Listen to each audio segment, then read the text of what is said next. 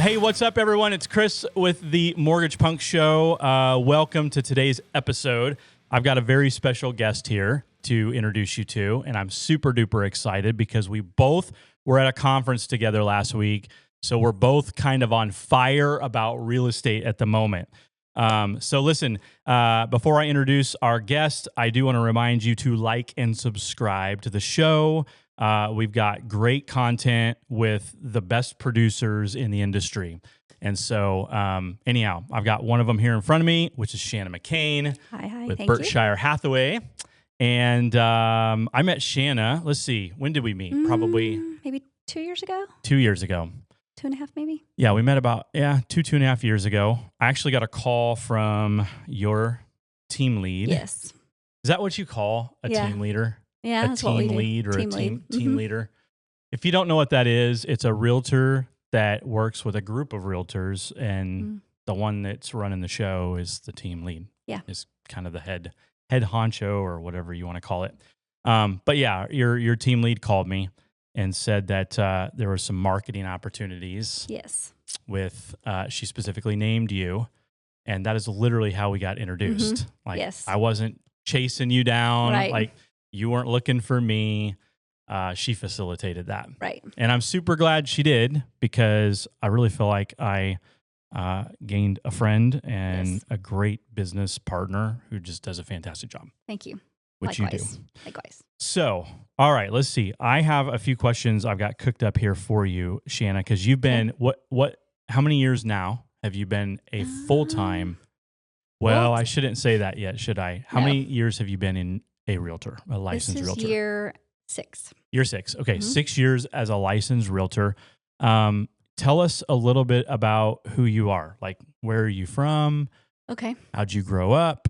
Yeah. What was that like? Are you from Kansas? Okay, Kansas is not home. Okay. I grew up in Northwest Arkansas, so around Fayetteville area. Okay. My parents moved here my freshman year of college. So I was going to college in Arkansas. After I graduated, I got a degree in human resource management. After I graduated, I did not want to be that far from home. So moved here after college. And for a job opportunity or what? So I went to work. My dad was amazing. I did lose my dad 4 years ago. Oh. But he was amazing in business, and he worked for Ashley Furniture corporate office. So I pivoted. I did an internship my senior year in college, and I had only seen him work, and I had worked for him. And I did an internship where I was behind a desk every day. And I was like, I'm very relational, and I'm always on the go. So I was like, this is probably not going to work. So I actually, business was growing with him, and I said, do you think there's a spot for me? And so he ran it past corporate, and I actually graduated and went the next month to the factory in Arcadia, toured, and went on the road in business-to-business sales. So I did that for years, and then pulled back a little bit when my first child was born, and then went back into it years later. So always a background in sales, business-to-business sales. Was that what your dad did? Well, he was in B2B sales for Ashley too? Yes. Interesting. For 37 years. So was he like a sales manager? No. Or he was just... Really, the way that they did it, you manage your own territory. You basically run your own business. Okay. It's basically by state. So he developed the entire state. Arkansas? No, Arkansas Kansas. or Kansas? Yeah, that's why he moved here. Back when Rent-A-Center was here. Got it. They were a big corporate account, so we had to relocate. Interesting. Yeah. I remember Rent-A-Center. Yeah. So you have like the traditional college degree path right into a career. Yes. Basically, that you planned intentionally. Well, right? Except that it was a pivot away from human resources, which I did not like. That's so interesting. So how did you get through a degree in human resources, not knowing what it would feel like and be like and experientially, I don't guess. know. I don't think I was part of it was like you're just having fun, right? When you first start, you have no clue what you want to do. And then it's a long story, but I kind of pivoted from my original degree, which was going to be, I wanted to be a therapist, like marriage and family therapist. A psychologist therapist. Okay. So I had a lot of psychology classes, but then I also loved business. That was kind of like It's what I'd been in. So I had this unique blend of business and psychology. Interesting. And I decided I did not want to go into grad school for 2 more years to become a therapist. So or an MBA. Yeah. Right. So human resources was like a nice combination for my classes. But then when I did that internship, I didn't love it. I did not want to be in one place, stationary. So I didn't think about real estate at the time. That's but what it's a perfect fit. Right? Like, what could I do that involves people and business and not sitting still for too long? The thing that I loved great. about what I did for all those years with Ashley, which I just exited that in January after all those years, is just the relationship building. Is that why? Is that maybe why you picked human resources? Did you think that was like customer service oriented, or like just very people? I think people oriented. But if I'm honest, but you had to sit behind a desk and wait for people to come to you and to then relate you have to to them. fire people. I was like, wait, what? Like, I don't really want to ruin someone's day. Right. So there were just things in there. And then I was working on policies and insurance. And I was like, this is just it was not relational enough for me. I think I chose it just because it was the right combination of what I had credits for. Right. If that makes sense. Sounds sad, but walking into the room with 5 to 10 or 20 packets in your hand. Yeah. That's not very. It's not. It was not the right I saw thing that for happen me. I saw that happen in the 2008 housing crash because I was working for a national home builder. Yeah. And there were, I think at the time that I was in sales for Lennar, there was like, I want to say 60 to 70 salespeople in the whole Denver, Colorado division. Wow. And like the day we had a sales meeting and the HR, our HR director walked in with all these packets in hand. Yeah. After the market had tanked. Yeah. Yeah. Like they literally, they were like, if your name was chosen, go to that room. If your name wasn't chosen, go to that room. Yeah.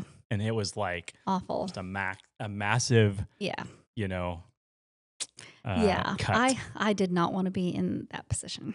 Yeah. Like, I didn't want to. So, although I wasn't mad at my HR director, she was nice. I mean, it's just a job. It just was not active enough for me, I don't think. So, what was your upbringing like? So you were raised in Arkansas. Do you have siblings? I do. I'm the middle child. I have a brother out of 3. I have an older brother. He's in Scottsdale. He actually works for Ashley also. He does. And it kind of became That's probably a family nice territory business. To work. Yeah. He's got Nevada and Arizona. Wow. So did he know you were there last week? He did, but he was so busy, and then we were so busy, I just couldn't make time. But he actually lives on a horse ranch. Is that right? And he trains and rides Arabians. Wow. Yeah. Were you? How far were we? About an hour from him? An hour. Yeah. Yeah. In Tucson, we were in Tucson, so. Yes. And then my younger sister's a speech pathologist. She's married to an attorney out in Dodge City. Oh, really? And they have 4 kids. Yeah. Oh, wow. And you have how many? I have 3. Got 3 kids. 3. Yes. So you went and got a degree, then you got out and went to work for Ashley Furniture because your dad was involved with the company, and that's really your only main career. Yeah. For how many years? 25. A long time. Yeah. I took a little break. Yeah. So you had like, I think we had 85 independent retailers in the state of Kansas. Really? So we all traveled. We divided up the territory. So at one time when my brother was here before he moved to Arizona, we all worked together. And they were pretty nice to me because I had kids. Family business without owning the business. It was really nice. Interesting. Yeah. So I did that for a long time. So what did you love about that? Like, what was the best part of doing B2B? Because you were out visiting retailers, right? Yes. That sold the furniture. Yes. And so your relationships were with the owners, the management, management. Sometimes, yes, managers of the floor. The thing I loved the most was the relationship. Really? Getting people. I mean, and as I got to go to market all those years, like international market, it was all different places: Tupelo, North Carolina, Vegas. Every 6 months we were to market. And did you have to travel to those states too? Just to see new product. It was new product introductions. So we forecast, right? You buy for the next season. So that was always fun. You get to have friends from literally all over the country, hundreds of Interesting. people. Is Yeah. that right? It was small when I All together started, in one place. and it was very male dominated. Like I think, I don't know, maybe 50 marketing specialists, sales reps. When I started, there's probably 500 now.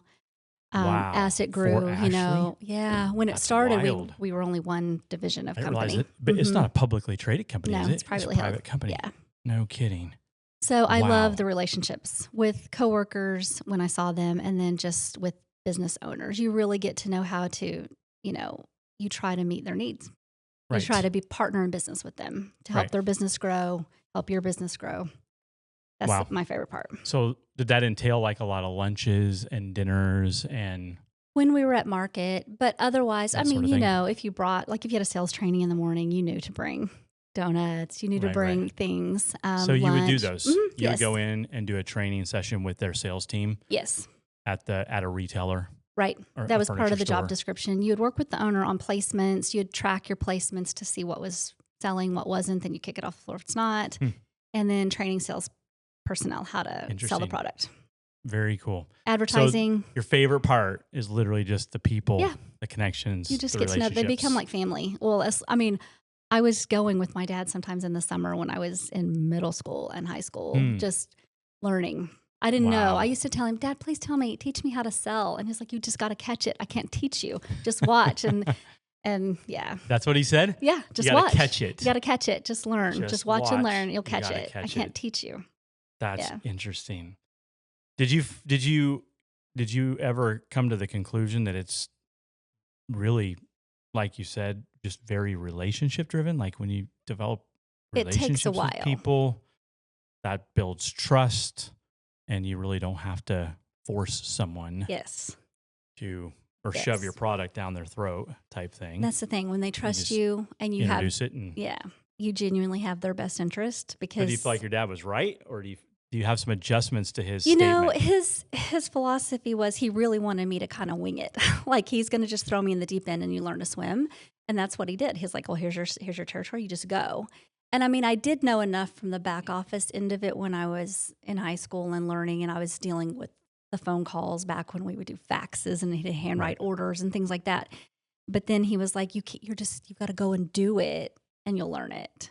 And so I didn't appreciate it at the time. I do appreciate it now. Yeah. It wasn't very cushy.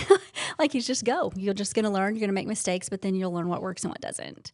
Interesting. Yeah. Well, speaking of furniture, I want to take 1 second to thank one of our sponsors for the show, and that's Joe Warren with Quality Granite. I don't know if you've met Joe, but his family, I think he's third generation in real estate and development, new construction. But he's the new owner of Quality Granite off of West Street in Wichita, Kansas. And if you are looking for your home, or if you're looking for like a home makeover of some kind, and you need countertops, or you need like a whole kitchen remodel, that's how I like to think of Joe. He's like your guy when you want to remodel a bathroom, remodel a master bedroom, remodel a kitchen. He's got a showroom. He's got countertops, flooring, cabinets, designers, you name it. So he's kind of your whole home makeover type guy. And so I just want to take a minute to thank Joe because he's one of the sponsors for the show. And if you are listening to the show and you're looking at doing some kind of remodel work, give Joe Warren a call at Quality Granite. Tell him that Chris from the Mortgage Punk Show sent you. He will take super good care of you. So Joe, thanks again for supporting the show. And then you can buy some furniture after you remodel to spend more money, to make your space look amazing. So anyhow, okay. Oh, that. It sounds very simple. Like your path into a career was just a one-stop, really a one-stop. Yeah, it worked out that way. Show. Are you glad? Yes. I didn't intend to stay that long, but 25 years. It's a long time. Now, was the break? You got 3 kids. Mm-hmm. Did that break you took, was that in that 25 years? Was that beyond 25 years? So I was still trying to do it when my oldest, Annalise, when she was a baby. So I did go the first couple of years to market. I was still doing it. But as Ashley, the company grew, it got harder. Like, so they had just spun off a division, made a new division. Before they did upholstery, they started into upholstery. So it was more responsibility. So somewhere around, I think she was about 2 years old, I was like, I can't. Like, my mama heart could not leave her. I did not want to go. I didn't want to invest the time that it was going to take. Yes. To be overnights, the amount that I needed to be. So I pulled back. And then I don't remember exactly what year it was. I was out for a while, and then I went back into it. Actually, when about the time that I stepped out, my brother joined with my dad, and somewhere a few years later, he was like, "Would you just do the rental accounts in Wichita? Would you just do the paperwork?" And I was like, so "Please." They kind of held your spot for you? No, almost, not really. No? I think it just kept growing, and then the more Which created more opportunity. And I didn't That's honestly want to wild. go back. I was like, don't put me on corporate email. Just, I'll do it, but don't, because I love being a mom, and that was my priority. So it started small, and then it kind of grew. And then I started having to go back to market. That's amazing that you happen to work for a company that experienced significant growth. Significant. And so when you stepped out to become a mom, have 3 kids, you had job security without planning it. Yeah. Really. It worked out that way. That's wild. And I would say a lot of just world-class, like training, all those years, the things I was exposed to for building a business when you're working for a company like that is pretty incredible. What's, are either of your kids moving in a sales-driven direction? My son is a little grinder. Like, Is he he? can sell, but my girls, my oldest, she is a second-year nurse. She's on a heart and lung transplant floor down at UT Southwestern in Dallas. Right. Using that talent, but did call me last week and say, "Mom, I think I might get my real estate license." I'm like, let's pay for nursing school first. And then my middle one, she definitely has the sales part of her personality. She's a recruiter for her university. Okay. And I actually went a couple weeks ago to Chicago with her to watch her work, like a high school college fair. She likes to be with people. She's kind of extroverted type. Very extroverted, loves, she has a 3-state territory. But I watched her work behind her table, and I was like, wow, like, I think she caught kind of the bug for it. Yeah. And then recruitment is sales. It is sales. Really. And then your son is... Yeah, he's graduated from high school and trying to figure out if he doesn't, my girls, like, as much college as you can get, they wanted. My middle daughter got 3 degrees. He's like, "Mom, I just want to," he started a lawn care and landscaping business a few years ago. Maybe he's an entrepreneur. He's very entrepreneurial. A lot of them don't like school. He'll buy a car. He knows how to fix it. He'll turn around and sell it. Like, he's a wheeler dealer. I don't know what he's going to do, but it'll be great. That's cool. Yeah.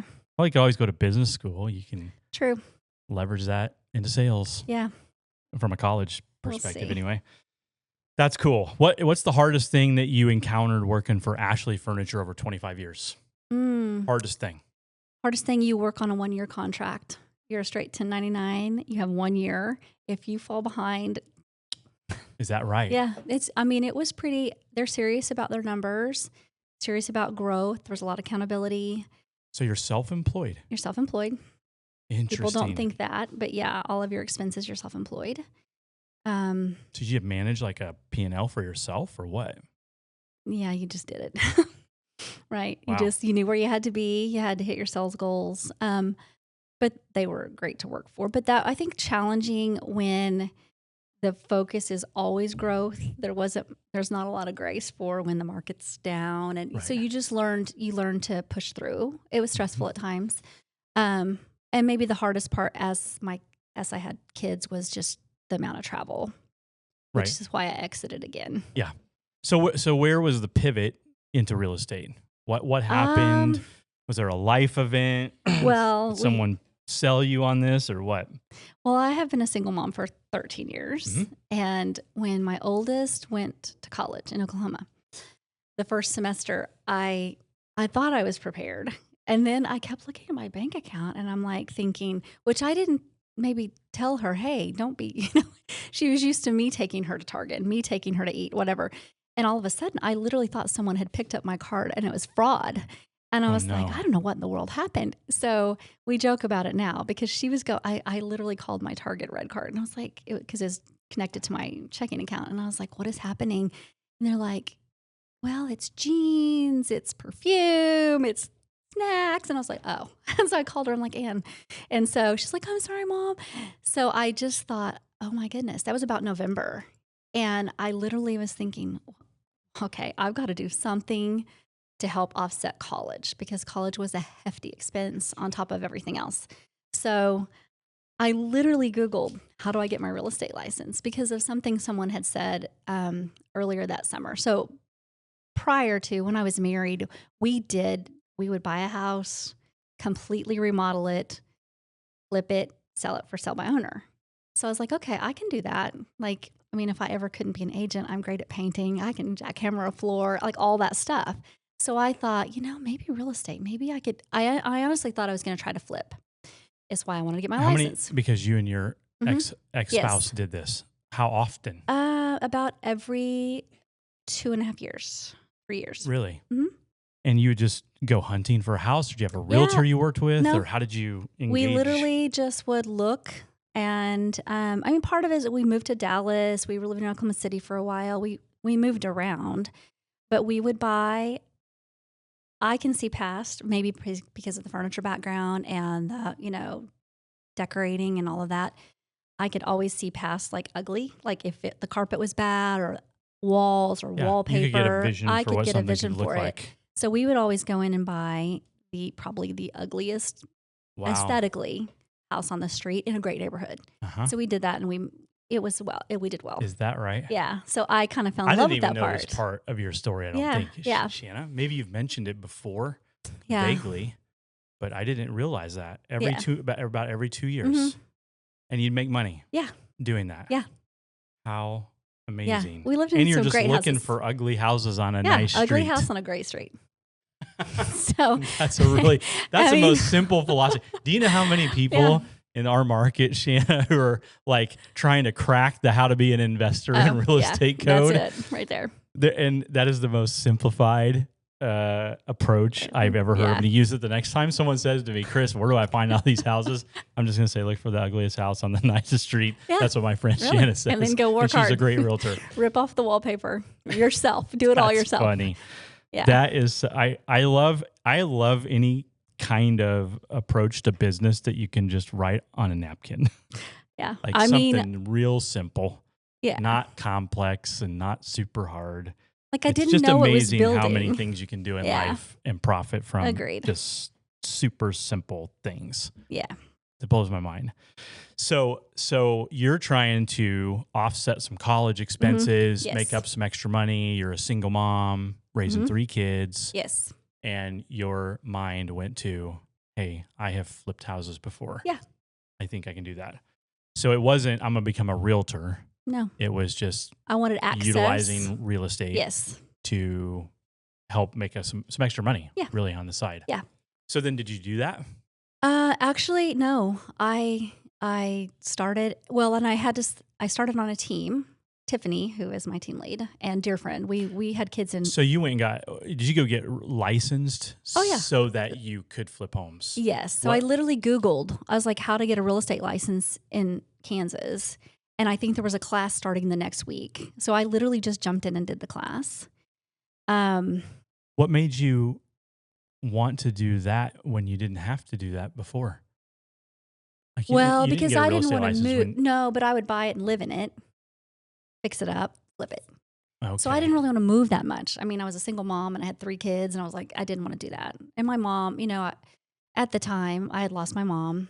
My dad had cancer. Mm-hmm. I just did not have the bandwidth to be wanting to move all. So did you get your license so that you could just save on the commission cost? Was that I don't know if I was thinking that or if I was just thinking I'd have more access to the MLS. Like I could understand and maybe I could find off-market deals or I could network and more deals. That makes sense. Got it. That's fascinating that you got into this for not the reason that you're now where you are now. So I jumped on a team. Tiffany, she talked to me about it because I didn't realize everybody's talking to you about it when you first get your license. And I was like, and she's like, please just come over here. I trusted her because I'd just known her a long time. Our kids were in preschool together. Mm-hmm. And so I went on a team, and a team structure worked really well for me because Ashley didn't really want me doing it, didn't want me out there. They thought it was kind of confusing to my clients, but I was like, well, I have kids and I have to pay for college, so it's fine. So I just kind of flew under the radar, and I went on a team. And it was January when I started. So I licensed. I took my class in October and November, and then I got licensed. Started January at Berkshire and went on a team. And I was given a cold lead. And they're like, here, see what you can do with that. And I think it was from the day I started until I got it under contract was 20 days, which I heard was pretty fast for a first transaction. The very first lead you ever received. Yeah. Because my lender at the time, he goes, that's pretty fast for a new agent. I was like, hey, I don't know. I got to make some money.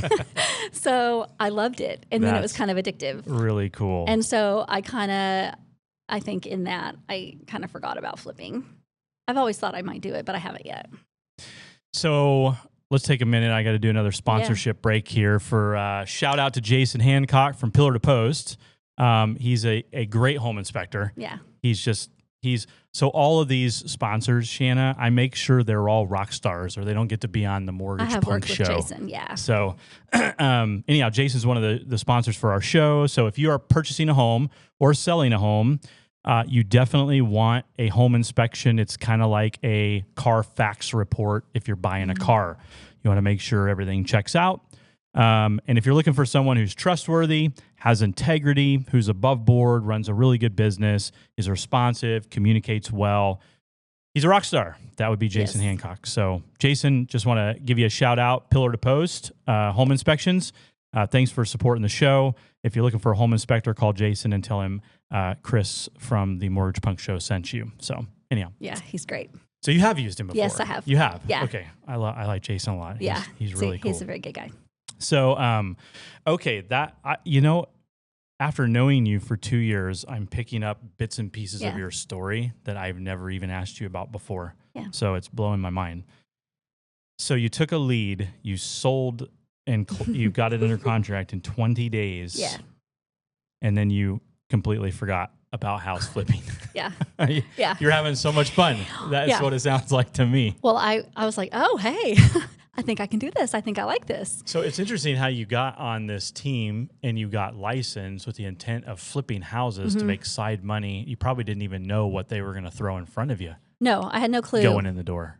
Yeah. And, in class, they tell you, set a goal, what you think you'll do. I had no idea. Will I sell one house? Will I sell any house? Will I sell 5? I didn't know. You didn't really have an agenda. No. Anyway, you're I just need to make some side money. Yes. It was going to be completely a side thing. I'll do it flipping houses. Yes. That's wild. Yeah. So did that first transaction just completely shift your mindset and give you a taste of because I was what it's like to work with people through a real estate transaction? Because it's weird because they're kind of similar, right? Because when you're working with the furniture account, it's usually in Kansas, it was kind of a mom and pop, kind of like a family business. And so you realize it's so valuable to them. And then even the end consumer, when I was working with the retail salesperson on how to reach that end consumer, you're trying to meet the need of the place they call home. Right. So they kind of tied together in that I realized, and that's the thing I love about real estate. And I became passionate about it because it's like you meet people in life, right? They have a loss, they have a gain, they're either adding to their family, you're all just the meeting triggers all of that it. trigger a real estate transaction. So important. It's so important. It's a big deal. It's a big deal. And so I learned really quickly, I think for me, for work to be successful, I have to be giving something valuable, it's meaningful. Yeah, you won't go sell snake oil. That's the great thing about Shana. She is anti-snake oil salesperson. Right. She's about as genuine as it gets. Yeah, I just love it. That's awesome. Yeah. So then what happened? So you went through that first transaction, your mind shift started. So your mind started to shift. Yeah. And then what did you think next? Did you think I just wanted more? Is that I was just give me more. And so I think I did $5.5 million my first year on the side. Which is crazy. Shana. Yeah. Listen, I don't know if you're listening and have no idea about real estate numbers, but to have someone working a full-time career job, a career job, not like, bartending on the side or working at a restaurant. I mean, a career-oriented job, full-time, and then closing $5 million in your first year ever in real estate. That's phenomenal. That's huge. Yeah. Especially when the average realtor closes $2 million or less in real estate a year. So you beat the average realtors by 2.5 times, Shana, with a full-time job. Yeah. And 3 kids and being a single mom. Right. I give up. God, thanks. That's phenomenal. So, a lot of work and prayer. Good job. Yeah, thank you. So ever since then, you have your production trend has always been up. Always up. I've never gone backwards yet. Never gone backwards. Yeah. But what's one thing that's changed drastically in your business? You're 6 years in. Most of that, right, was on the side. Yes, always on the side until this year. This is the first year not on the side. As of the first of the year, right? Yes. You resigned from Ashley Furniture after 25 years. Yeah. To because pursue they real wanted estate. to add more territory. 2024, they added a division, and I was in that division, a new division, and they wanted to add. It got to where the territory was literally almost the entire state to the border of Colorado. And then at Christmas, they sat down and said, we want to add part of Oklahoma. Would you take 19 accounts in Oklahoma? And I think he could see it on my face because I was like, I was already stretched so thin. And I didn't ever talk about real estate because they didn't want me to. Right. They didn't want to know about it. They didn't want to do it. I was able to do both somehow. I would literally travel in the morning through the afternoon, and then I'd show houses. But I stepped out. I gave my resignation that day. I said, listen, I can't. My heart was divided on it too. Like, I just felt like, even though my youngest was 18, I did not want to be gone that much. And I don't think I could do it, a new division, the service it deserved. And I also love real estate more. Yeah, you dipped your hand in the candy jar, Shana, of real estate, and it's just been an uphill run for you ever since. And you're set to go over 10 million this year in production. I'm already over 10. If I could sell a couple of listings that I have, I hope, and I've got a lot in the pipeline. I think I'll end around 12 or 13 maybe for this year. Which is fantastic. This is your first year full time. Which you can actually put all of your efforts and energy into real estate now. Yeah, I want to do more though. I feel like I was really close to those numbers last year, even part-time, which it was never part-time. I joke, real estate was never part-time, but without the distraction of Ashley. So I definitely have big goals for 2026. I think the market's been a little bit off this quarter. It is. Right now, the market, the housing market, I don't know if you heard those stats. Yes. At the summit last week when we were together with a whole bunch of real estate people and lending people, but the housing market's down 13%. Yes. So if your numbers are up or the same, you're up, period. Yeah. Across the board. They are up. Outbeating the market. I've got a quote in front of me here. I'm going to read it to you. Okay. Tell me what your thoughts are in response to this. Don't fear starting small, fear staying small. Oh, yeah, absolutely. What do you think about that? How does that? Well, if you want to start anything new, if you want to try anything new, anything worthwhile, you usually have to start small. You have to start, right? Mm-hmm. And you don't know what you can accomplish if you don't try. And don't be afraid to be a beginner, right? My dad used to tell me that all the time. Don't be afraid to start. They had to start. Everybody had to start somewhere. Yeah. And you grew, you worked with a company that grew tremendously. Tremendously. That's significant growth that you watched over 25 years. Yes. You know what I learned from that a lot too is a continual reinvestment back into their business. They analyzed it and then they reinvested back into it. I don't know if I can tell this. I should probably tell it. But when Ashley started, it was so small. And everybody always asked, where did its name come from? And he said, well, back when we used the Rolodex, we wanted to get paid. So we picked a name that starts at A.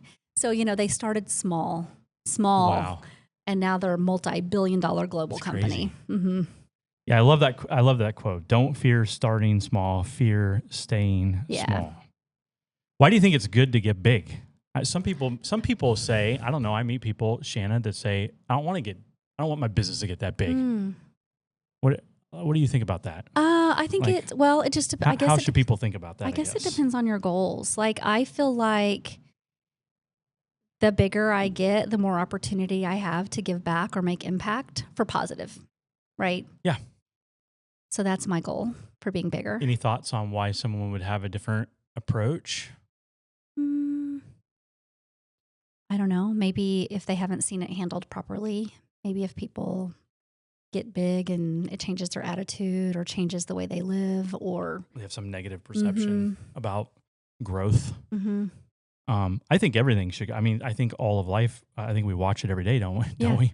We watch children be born and grow. Yes. We watch trees grow. We watch, Yes. growth is just a part of life. I think that to not grow is to. I like where you're going with it. To not grow is to prevent yourself, in a sense, from being all you can be for yourself and to others, right? Don't you think? Yeah. I mean, we have a finite amount of time here. Like, I want to know what all I can do, and I want to use my talents for good. And if you give it away, great, give it away. Right. But at least utilize your talents and your gifts and maximize them. Right. 100%. And if you don't want to keep it, then fantastic. Give it away. Give it away. How about this one? Your habits decide your future more than your hopes ever will. Oh, 100%. What do you think about that? You can sit at home and hope, and nothing's going to change. It's like I tell my kids, if you want it, you got to work for it. Yep. You have to try. How do habits affect your daily life? I'm working on my habits, actually. You are, okay. Tell us about that. Let's hear it. I was not aware of how loose my calendar was because I really wasn't working on one. Right. It was all up here, and I got it done. It's just, I think, the consistency of knowing what you're doing when and prioritizing and protecting your time. Like, I'm working on all of that. Yeah. What do you think that's going to do in your life personally, and then, of course, business? I think it's going to give me more balance personally. I think I've been out of balance because I just worked a lot, and I was always there for my kids. But I think it's going to give more balance, and I think it's also going to allow me to serve my clients better. I think my business is going to grow a lot. Yeah, I agree with you. And that's a habit. Mm-hmm. I mean, I never, until I got into business coaching, I never managed a calendar. Yeah. I never literally set everything on my calendar that I'm going to do in an 8 to 9 hour period. But it is interesting how it draws boundaries. Yes. Like, it gives me boundaries, like this appointment's going to go here, and then that's it. You got another one. Yes. There's no option. Mm-hmm. Cut it. Yes. Move on to the next. And I even have, now I'm working on this one, Shana, but like I've even got I'm trying to start time blocking into my personal life better. Okay. Yeah. I've got the business side of it down, but like on my calendar for Friday night is date night. Yeah. For my wife. It's a good goal. For my wife and I. But I've been challenged lately to take the time blocking and carry it over into the whole weekend. Okay. And I can see how that would make me probably more productive when I sit around on a Saturday night and probably blow off a couple hours of just doing nothing. Yeah. When you're I really don't want to. Yeah. Intentionality. It makes you very aware of how you spend your time. What are some other habits that you are working on that are new to you that you're excited to jump into and then see how that affects your one life is and your my business? Morning routine. Well, my morning routine and my after work routine. Yeah, what's a morning routine like? They all Why do you think bled that's together. important, and what does that look like for you? What do you do? Well, so now I'm trying to, because I've ordered my morning starting at like 9 or 9:30. Okay. Depends on which day it is. I'm forcing myself to go to the gym or to Pilates. Yeah. And I'm also forcing myself to read something. Okay. My Diva time, whatever it is in the morning. Right. So that's so a good. devotion or something inspirational or whatever. I'm actually loving that. Or fiction? Are you talking about like no? I'm growth, usually like doing self-improvement or spiritual? Yes. devotional. Yes. Got it. So you're going to work out your physical body, and then you're going to work out your mind and your soul and your spirit, just your whole being. I think it's a great way to start the day. I think and then I'll you're do 100% business. right. And then I'm moving personal stuff, which I used to scatter throughout the day. Like last night after work, I ran errands. It was like 7 o'clock. Where you feel like you were more productive? Well, it opened up with my day today to where I didn't have anything. Oh, I need to go take care of that. Mm-hmm. So yeah, I think it's going to be a great thing. That's awesome. I can't wait to watch this. I think that's a very powerful quote. I think that the most successful people have habits. Have you read Atomic Habits before, Shana? It's on my list. It's on your list. It's on my list. When you read, do you read, what kind of reader are you? Do you want a physical book to hold? I do. No audio book? Well, none of that stuff. I don't pay as much attention. Like, I mean, I've done if Audible. It's audio? And I used to do that when I was traveling a lot. But it's like after about 30 minutes, I'm either like, You drift. I still like to underline. I still like to highlight or like, oh, that's a great point. And then I can pick it back up and look at it. That keeps you engaged. Mm-hmm. Personally, yes. Do you have a copy of these? But do you have a book list with a copy of each book? Like that I want to get to? Yeah. Yeah. You do. I do. So you already have them. Yeah. They're just on the shelf waiting to be read. Gotcha. My nightstand gets a little clogged. I'm not going to lie. Okay, I want to do another shout out, Shana, to Michael Gom. And I specifically picked Mike because you've worked with Mike and have great things to say about him. Michael is one of the owners of the Glass Gurus of Wichita. So if you got windows, glass, mirrors, even dog doors, you name it, Mike with Glass Gurus will make it crystal clear. That's my little what do you call it? Jingle for Mike. But anyhow, so if you're looking to not only replace windows but just do window repair, Mike can come out. Like, he can literally repair a hole in your glass without having to replace the whole glass panel. He does a fantastic job. He's got a family owned and run business. He does a fantastic job. He's super fast, very efficient, very serious with his business, and I just love him for that. So if you're looking for glass repair or glass replacement, call Michael Gom at the Glass Gurus of Wichita. Tell him Chris from the Mortgage Punk Show sent you, and I said to hook you up. He needs to hook you up. Thanks, Mike, for sponsoring the show. Appreciate you so much. Okay, so last week we were together at the summit. And for those of you watching, this is a coaching program that I'm involved with and been involved with for a few years. Shana just got into coaching less than a year ago. Yeah. And so we were at a summit conference last week in Tucson, Arizona, where the weather was absolutely phenomenal.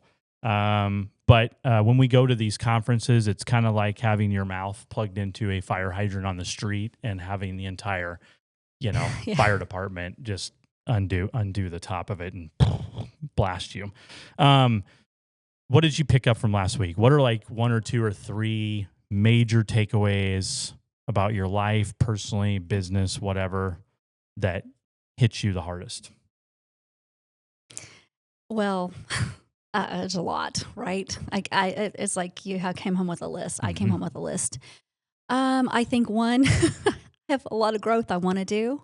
You see it done at a very, very high level. I mean, I might think I do okay, right? But to see things done at a very, very high level, like from the bottom of your organization, how you run your business, your daily life, all the way to the amount of sales goals that you set for yourself, and thinking outside the box on how you serve your clients.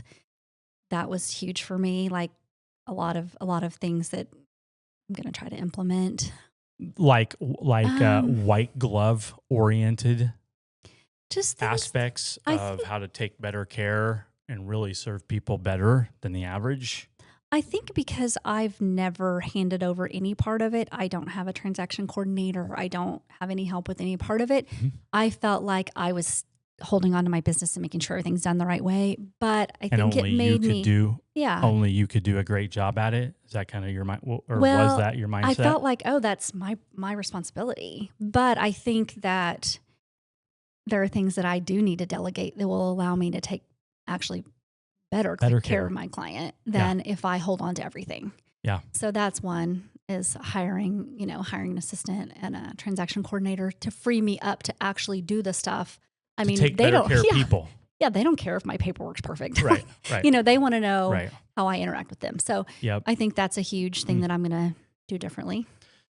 That's I like the way you're saying that, because you're not saying, hey, I want to hire more people because I want to hit higher production numbers. I know that's there when you're wanting to grow a business, but like, that's not what you're saying is the driving factor behind this. Yeah. You're saying taking care of people better is the motivation, which is phenomenal. And learning, I think, like they talked a lot about, doing life with people. Like there are people, and I don't love to say it, but I've got a lot of repeat clients this past year. And I mean, it's grown every year that I didn't seek out. They reached back out to me, and I'm embarrassed to say that because I should have been doing that. But in doing so, I'm like, I need to have those relationships there. Like there's things of value that I could hopefully add, and I know they add a lot of value to my life. So maybe instead of looking at transactionally, but much more relationally. Mm-hmm. Yeah. Which you already love. Yeah, I love. That's what you went to get a human resource degree for, right? Was to get to build relationships with people. Right. And look at where it's taken you, anywhere but HR. That's so funny. Right. But hey, that's what got you to where you are. Yeah. That was the road for you, which is really cool. Yes. Okay. So delegating, starting to build a small team to take better care of your clients. I love that. Keeping a cautious eye on what you're doing, right? Some of the questions I got asked, I was like, I don't really know the answer to. Just questions about your business that like, you think you should probably know. Just like, know? Just stopping long enough to look at it. Like, I'm thinking, I have some rental properties, and like, sometimes I'm running and gunning and on. It's almost like saying, I got money in my bank. I don't know how much. There's just money there somewhere. Right. It's just like keeping just looking at everything I'm doing with intentionality. Yeah. Yeah. Yeah. It's the difference between, I got money in the bank. I know it's not negative. I just can't tell you how much is there. Right. To, I have exactly this much money in the bank. Right. And here's exactly what I'm going to do with it. Yes. Yes. And I don't want it to stay the same size. So therefore I'm going to do this, this, and this. And it's going to, So measure. You're measuring. Or running metrics on your business, or measuring your business. So higher level customer service. Yes. These are all the best things you could ever hear from a realtor. If you're looking for a realtor, if you're a realtor watching this episode, take notes, because this is the hallmark of the best of the best of the best. Serving people at a high level, taking super good care of them.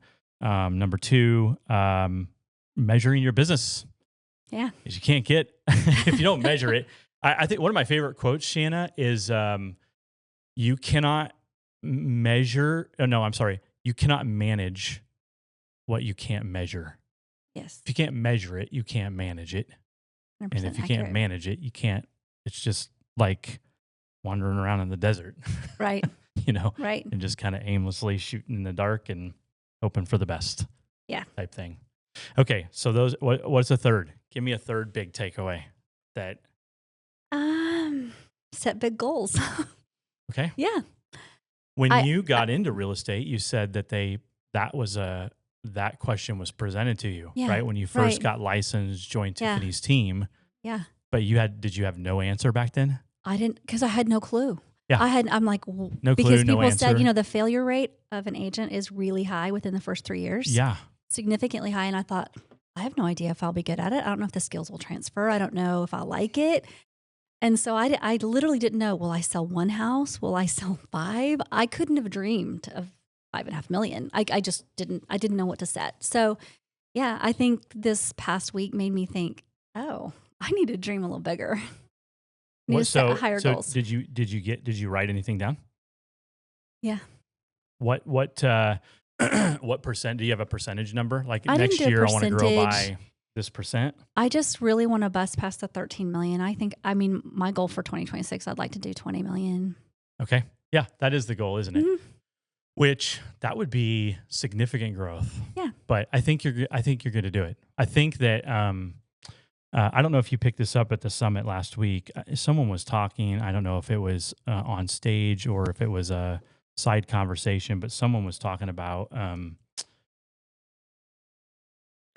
that you can grow significantly up to a point, and then you don't plateau, but the sharp growth curve starts to It's not linear. tape. Yeah. Yeah. And then it looks more like a stair Yes. stepping from there.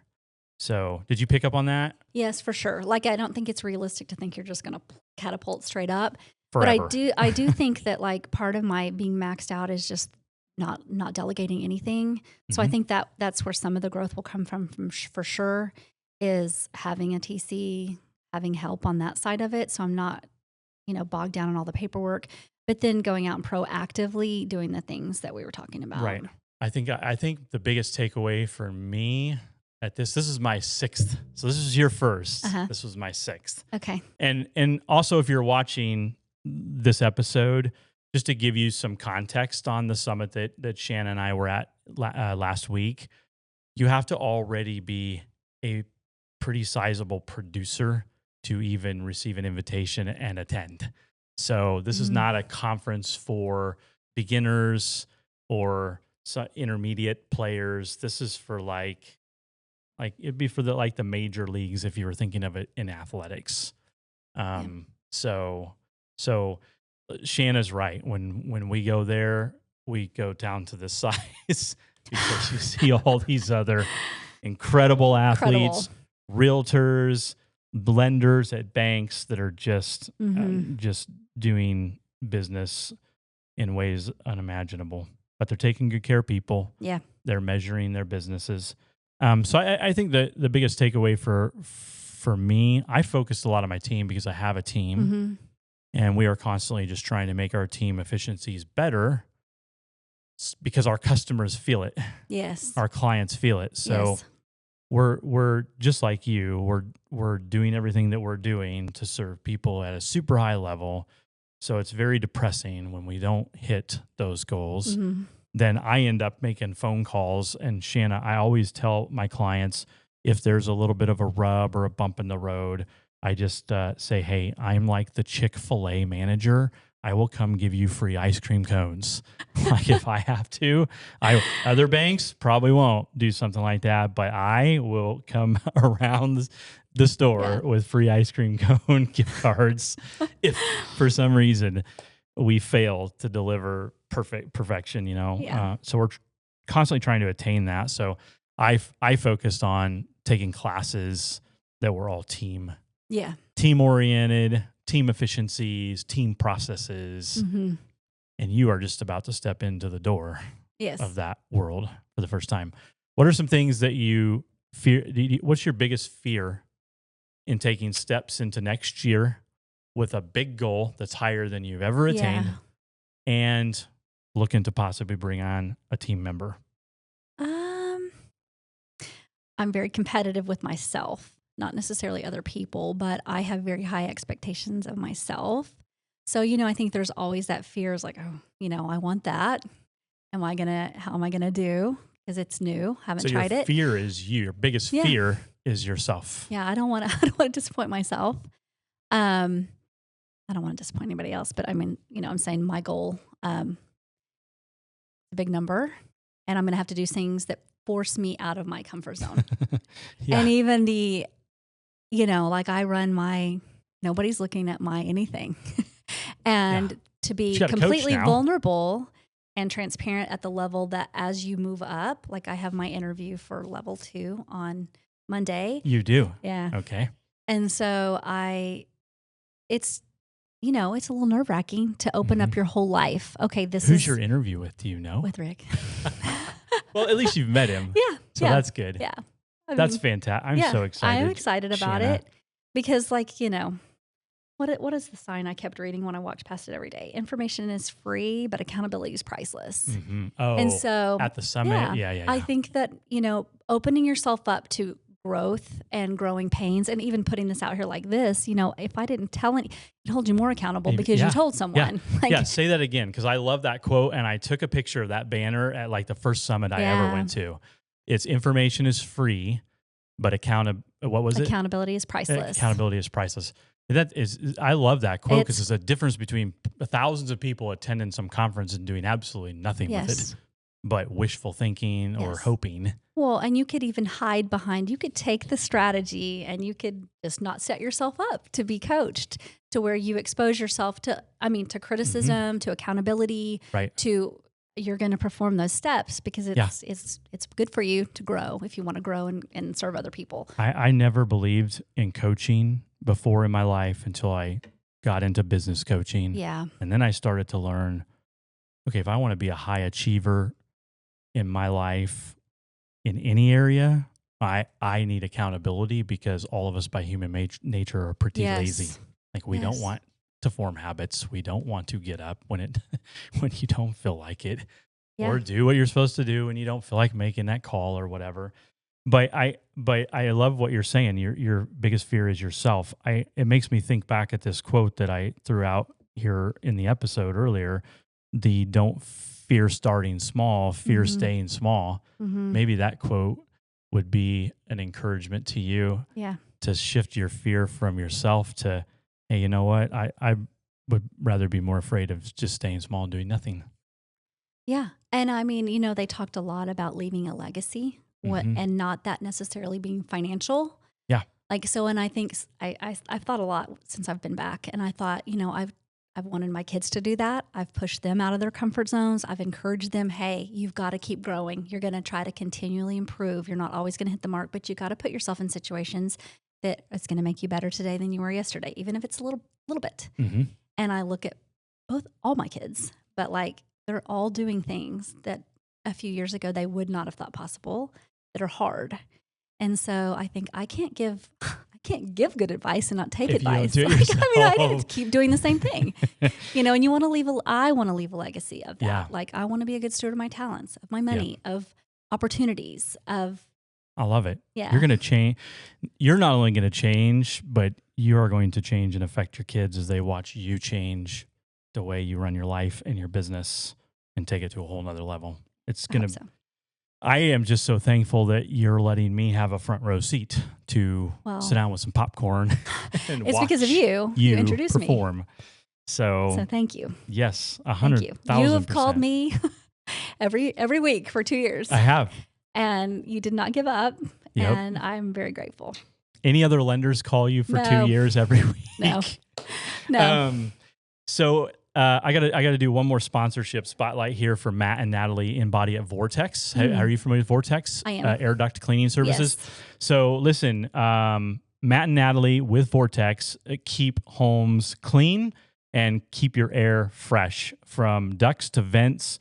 These guys make your home breathe better. I promote them to almost every home buyer that does a mortgage with us. But essentially what they do is they come into your house and they bring these gigantic trucks up to your house and they suck everything you could possibly imagine that exists in your ventilation system out of your house. So if you just want a good cleaning on your house and you want the allergens or whatever exists in your HVAC system and all the air ducts, they are awesome. Mm-hmm. I love them. They're the owners of the company. They're phenomenal people. They have a lot of integrity. They take care of people. They care about people. They run a really good business the right way. But also if you're buying a house and you don't want to even consider what might be in the ventilation system left by the previous owners or the previous 2 or 3 owners, call Matt or Natalie at Vortex. Tell them Chris from the Mortgage Punk Show sent you, and you want them to bring their sucky trucks up to your house to suck your ventilation system out. So Matt, Natalie, thanks for sponsoring the show. We appreciate you. I appreciate you big time. Okay, so we're going to close here. Remember, like and subscribe. We're trying to get those up this year. We're at the end of 2025, so we're trying to get more subscribers to the show. More realtors out there. A lot of realtors watch this show, Shana, and get a lot of inspiration from big producers, people that are really driving their business towards success. But I want to leave on the legacy note. So what do you think? What's one thing that you could say to people listening to this program who might not really be thinking about what legacy is, what it means, and maybe not be factoring it into their life or their business at all. Because I think that in our generation, in our day and age, I think people are not, I think they're not thinking about what it is to build wealth in America or leave a legacy to a family and to kids and affect generations down the line, affect grandkids. I don't think people think about that as seriously maybe as they used to. I don't know. Maybe I'm wrong, but what's one thing you could say going out here today? It's pretty broad. As to about leaving a legacy. I kind of think like back to what my dad said, I can't teach you, but you're going to catch it. So whatever people are always watching you, your kids, your family, you are leaving a legacy, whether you like it or not. You're watching, somebody's watching you. A good one or a bad one, right? Yeah. And I do think that sometimes in our culture, we're just going. We're just on autopilot, and that's not necessarily a good thing. So just slowing down and thinking about what kind of impact do I want to make? Like life is a blink. Right. The more chronological years you get, you look back and you're like, whoa, that went fast. And so you think about, you just got to seize the day and what do I want it to look like going forward, and what legacy, not necessarily financially, but also financially, do I want to leave for my kids, my family? Yeah. So would you say the definition of a legacy is how you live your life and how that impacts those closest to you and around you and what you leave for them? Would that be a good definition of a legacy? I think so. Like, how do you want to be remembered? Like, what did you do with your dash, right? Between the start date and the end date, what did you do with it? How well did you use your talents? How well did you, love and teach and all the things that you want to be remembered for when someone talks about you? Right. So yeah, the legacy of, and financially, I guess, too. So I've got a quote I pulled up here. The greatest use of life is to spend it for something that will outlast it. What do you think about that? Yeah, absolutely. The greatest use of life is to spend it for something that will outlast it. So some effect that we make when we go out the door. Right. Do you feel like coming back from the summit last week, do you feel more encouraged than ever that you're on that trajectory and that you're going to be making more of a profound exit now? Yes. Because you if you have a plan, right? Yeah. The plan and thinking big picture, thinking outside of just your day to day or even this year, but thinking about long term. What is your goal? Sitting down and thinking about, where do I want to be in 5 years? Where do I want to be in 10? Lord willing, 20, whatever it is. Right. Yeah, I think for sure. Because it makes you think about every aspect of your life, spiritual, financial. Yeah. I'm glad you brought that up because I don't think I've talked about legacy with anyone on this podcast yet. And you're challenging me now because it makes me stop for a minute and think about all the things I do and how it's going to impact my kids and my grandkids. I don't think about that often. I think about what's right in front of my face most days. Yeah. I don't stop and think everything I'm doing is impacting those around me. And even if I didn't want to grow real big, could I do it for them? I don't know. Yeah. When you're brave with your life, it helps other people be brave with their life. I love it. Well, we're going to end on that because that's a great quote. Shana, thanks for coming on the show today. I appreciate you so much. And I love your business. Likewise. Thank you. And I love your heart for people. And I just can't wait to see what next year brings. And I can't wait to see what happens in your interview on Monday with Rick. I know. I'll let you know. So anyhow, hey, everyone, thanks for watching the show. Thanks for tuning into Shana's story. I hope you find a lot of encouragement from it.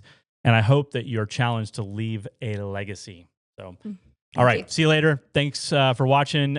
Chris with Mortgage Punk out. See ya.